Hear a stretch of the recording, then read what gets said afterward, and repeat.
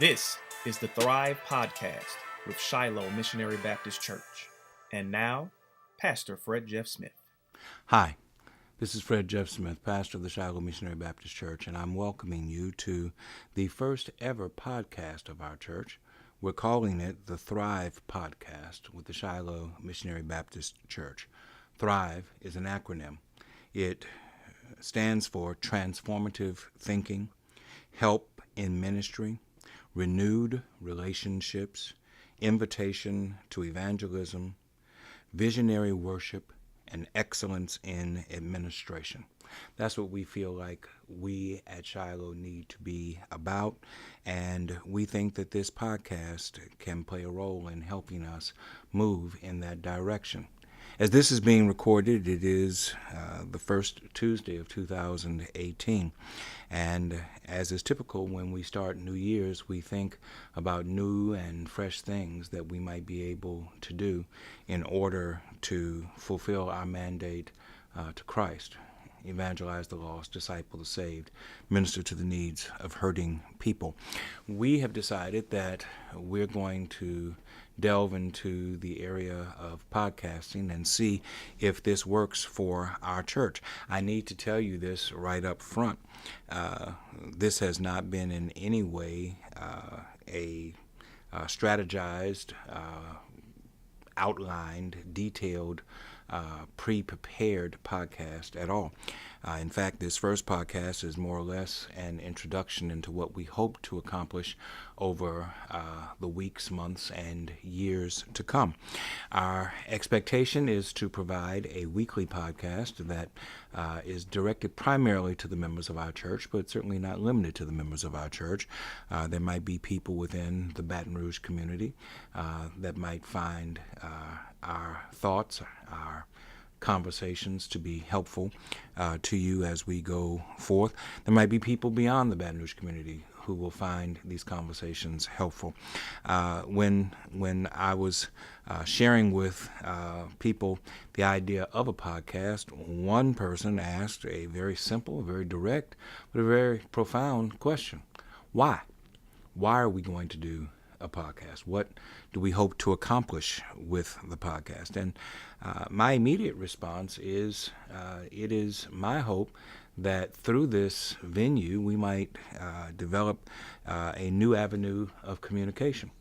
I think the communication is very important. I think that in the second decade of the 21st century, as we're quickly moving toward the third decade of the 21st century, the church needs to communicate not just with the members who come within the church walls, but with the larger Christian community.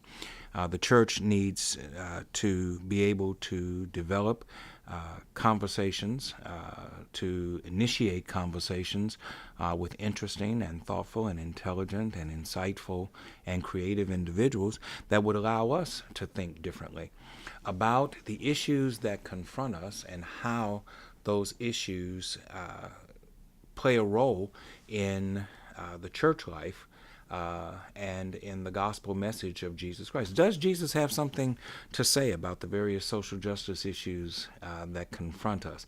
And is it something that we gather simply from being in worship on Sunday morning? Or is there something more? Can we go deeper in this conversation? I think that it's important that the church take the lead and not be fearful of where that conversation might go. I hope to learn things through this process.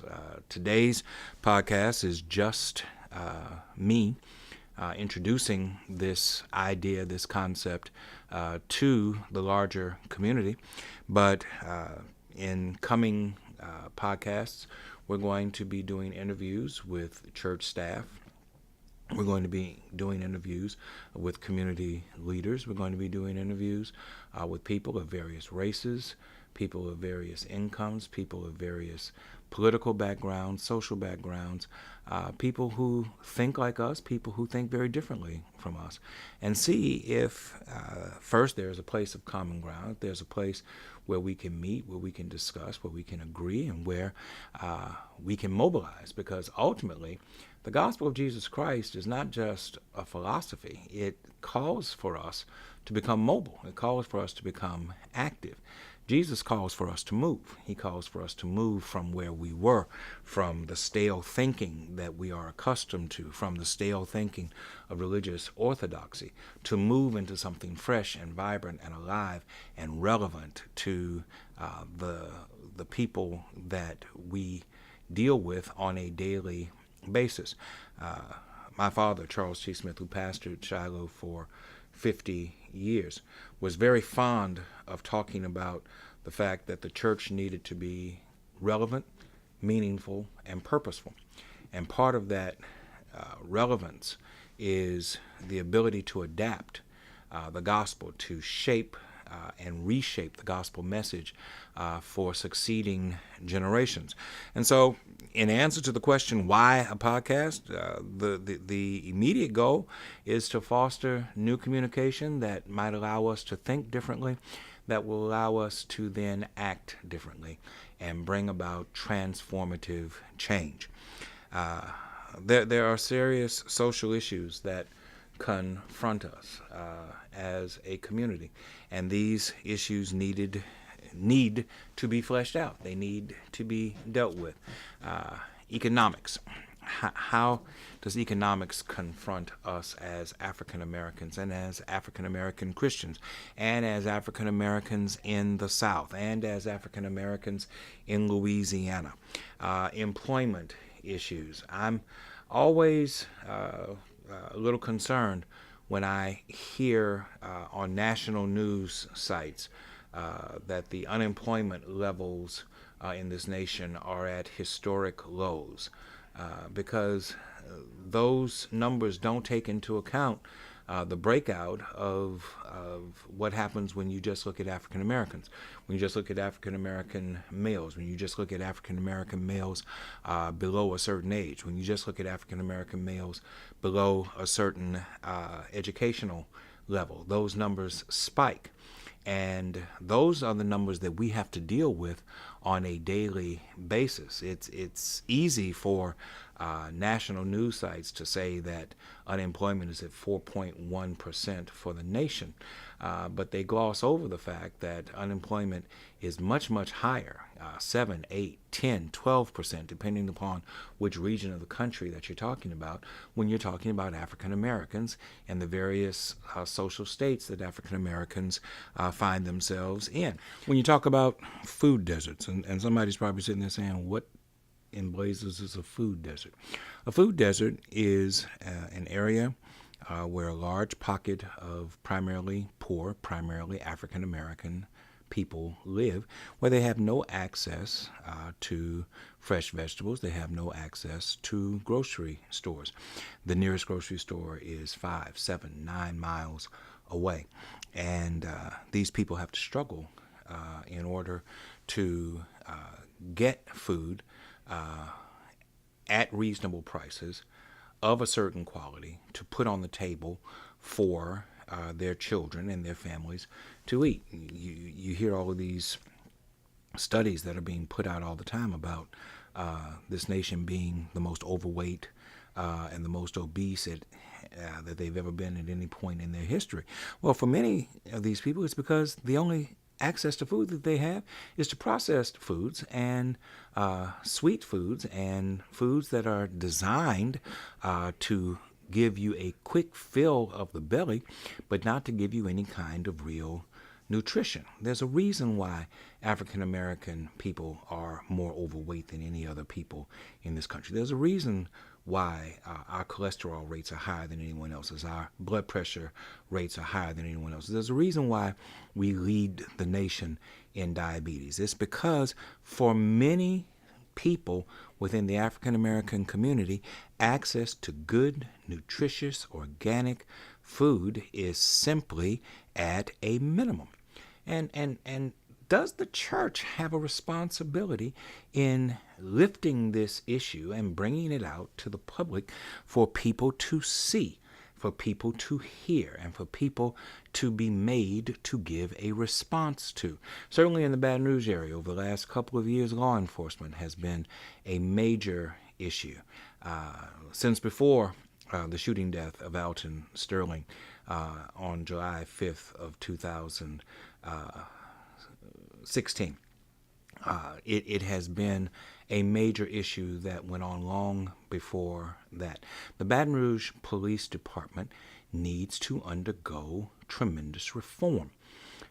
It needs to undergo reform with regard to its hiring practices. It needs to undergo reform with regard to how it investigates itself and whether or not it is capable of investigating itself when it comes to police-involved shootings of civilians. The Baton Rouge Police Department needs to have a recommitment to community policing that goes beyond the mere using of the term and is actually involved in a prolonged strategy of community policing that makes every segment of the community feel affirmed. The Baton Rouge Police Department needs to look at its requirements of residency, where people live. I think it's appalling that there are people who live in outer parts of the greater Baton Rouge area, and yet they serve as police officers within Baton Rouge. Some live as far away as Mississippi.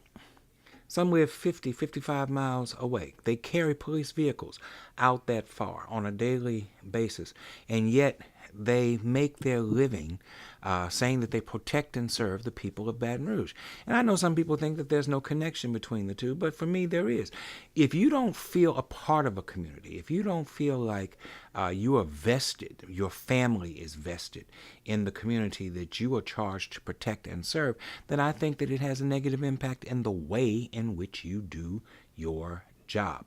And I think that the church has a responsibility to bring these issues to the fore and to at least talk about it and speak what we believe the gospel has to say about these issues and demand some kind of a response from the community that will help us to find consensus in our thinking. One of the big issues that's plaguing our community right now has to do with how we're going to respond to the industrial tax exemption.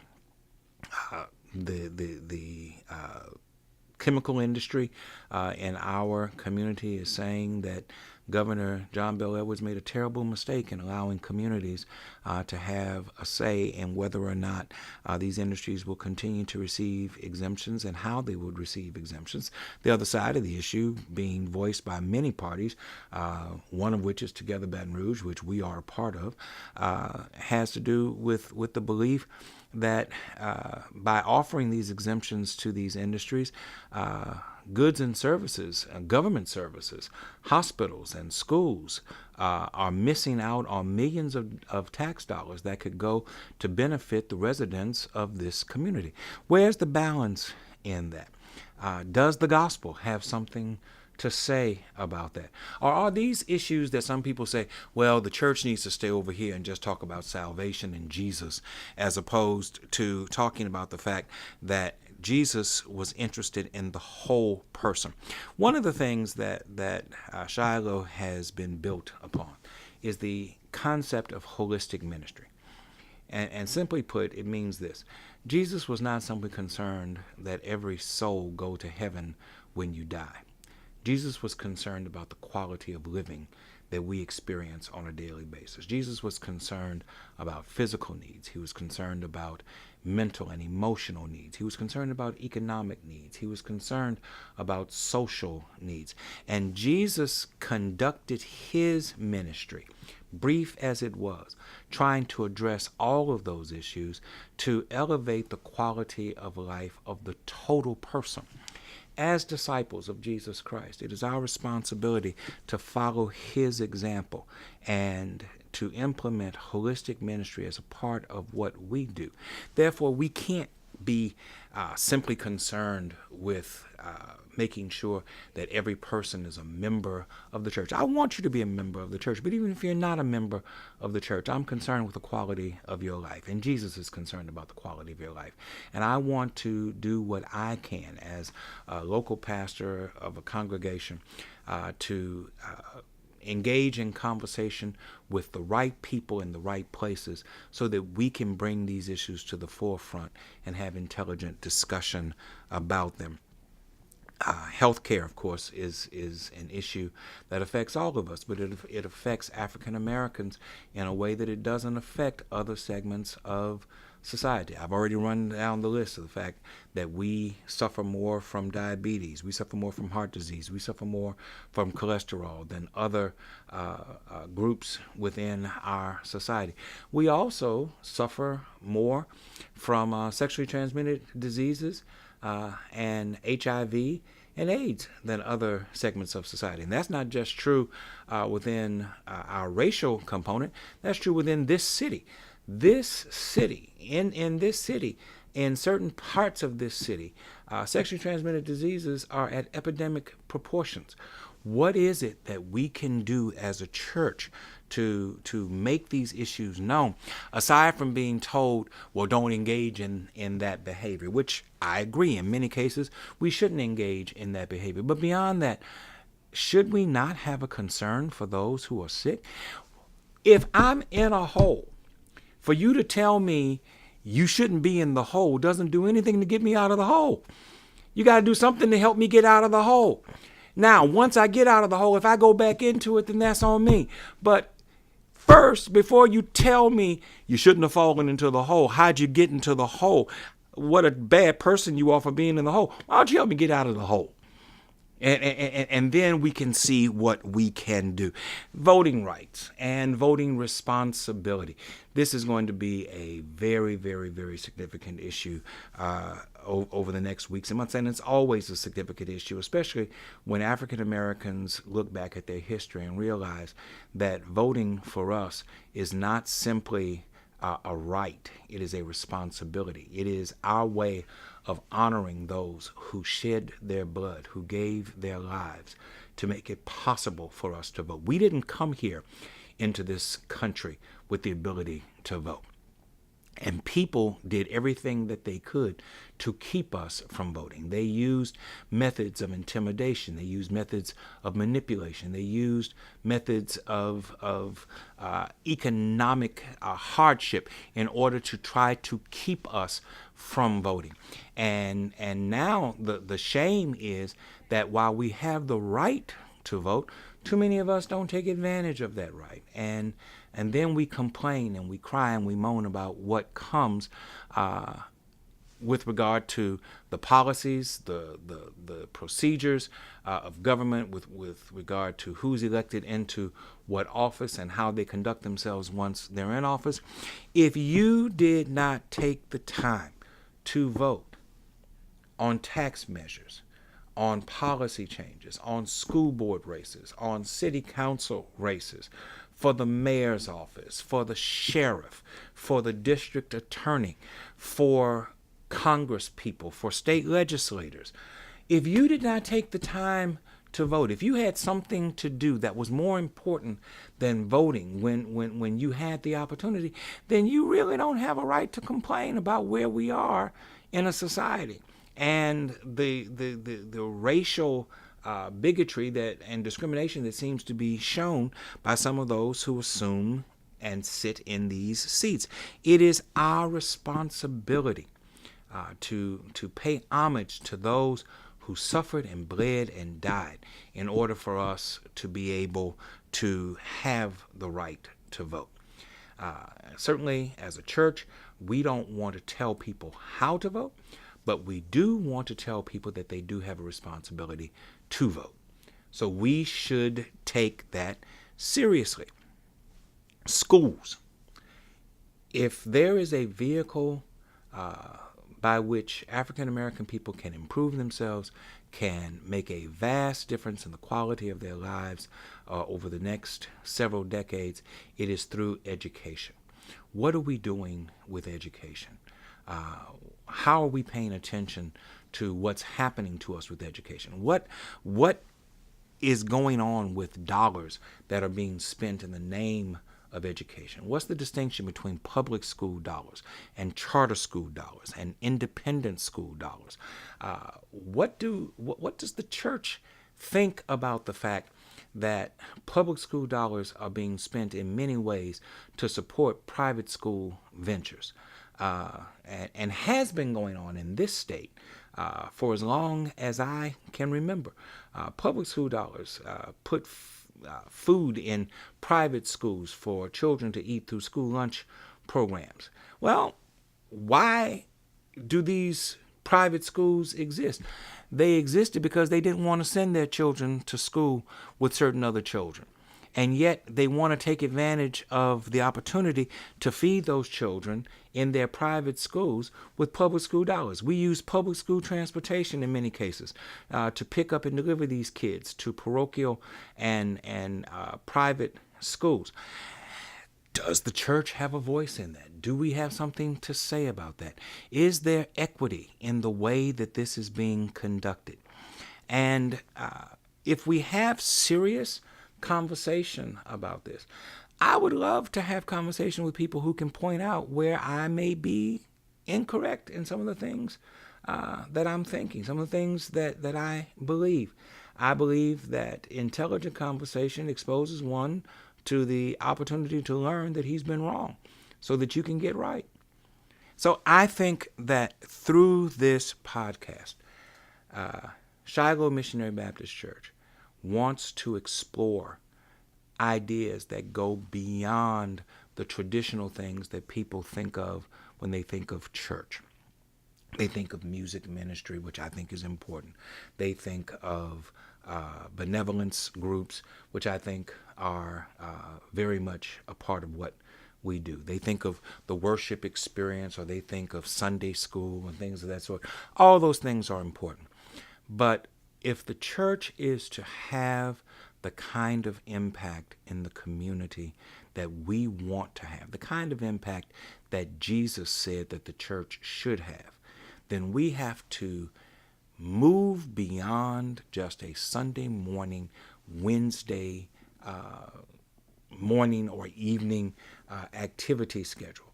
And we have to move into areas where people live on a 7-day-a-week, 24-hour-a-day basis, and ask questions with regard to the issues that we have raised and issues that are going to come up over the time that we will spend together.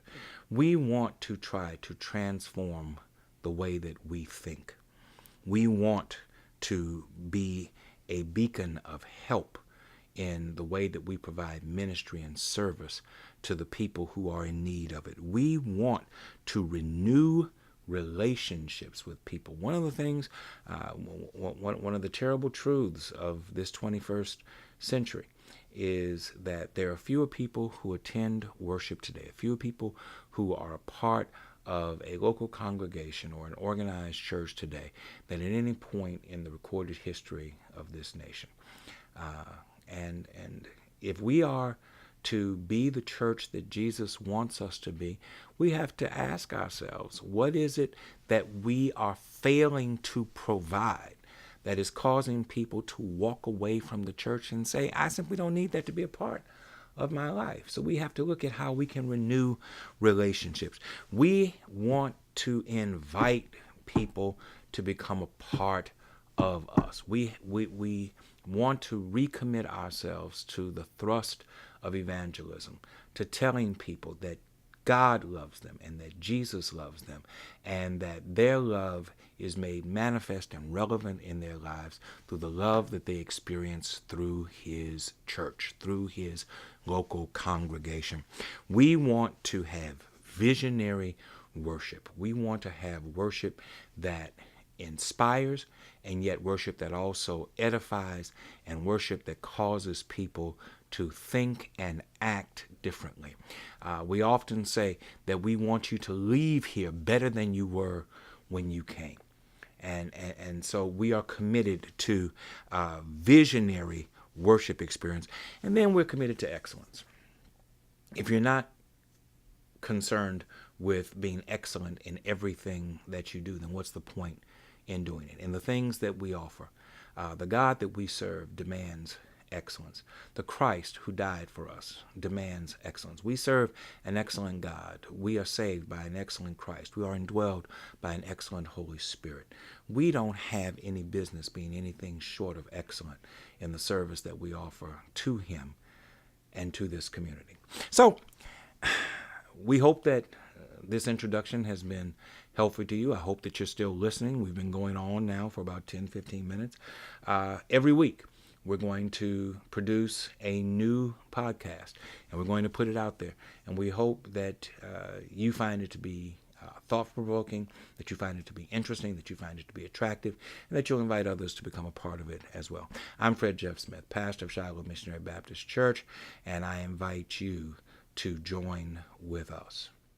Thank you for listening to the Thrive Podcast with Shiloh Missionary Baptist Church.